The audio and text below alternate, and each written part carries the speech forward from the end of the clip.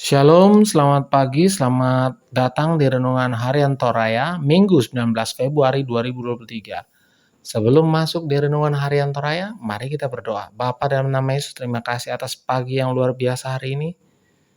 Biarlah kami akan membaca firman-Mu ini tetap tinggal di hati kami dan kami lakukan setiap hari. Di dalam nama Tuhan Yesus, haleluya, amin. Pembacaan terdapat pada Mazmur 2 ayat 1-12. Mazmur 2 ayat 8. Mintalah kepadaku, maka bangsa-bangsa akan kuberikan kepadamu, menjadi milik pusakamu dan ujung bumi menjadi kepunyaanmu. Engkau akan meremukkan mereka dengan gada besi, memecahkan mereka seperti tembikar tukang periuk. Oleh sebab itu, hai raja-raja, bertindaklah bijaksana, terimalah pengajaran, hai para kaum dunia. Amin firman Tuhan. Tema hari ini adalah Dialah Tuhan.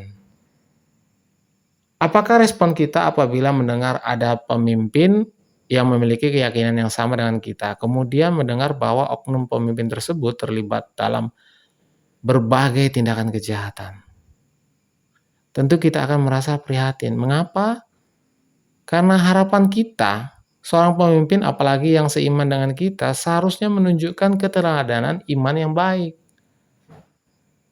Ayat 1-3, Tuhan mendengar kerusuhan bangsa-bangsa dan pemufakatan para pembesar. Apakah yang mereka inginkan? Apakah menginginkan kebebasan dari Tuhan? Jalan menuju kebebasan yang sesungguhnya ialah dengan tunduk dan bukan dengan memberontak. Dengan membuang kehendak Tuhan, maka sesungguhnya orang menghendaki perbudakan dan kehancuran. Ayat yang keempat. Tuhan berada di atas tahtanya, dan segala sesuatu yang berada di bawah kendalinya. Karena itu, ketika kita sedang mengalami tekanan dan pergumulan, berpalinglah kepadanya dan biarkanlah Dia mengambil alih pergumulan itu. Ayat 5-12. Allah mengumumkan bahwa rajanya yang telah dilantik di Sion, tidak ada satu bangsa pun yang dapat menyentuhnya.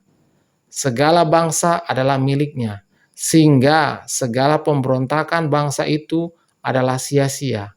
Karena itu Allah memagi para pemberontak untuk menyerah dan diberkati, daripada mereka akan mengalami kehancuran karena hukuman Allah.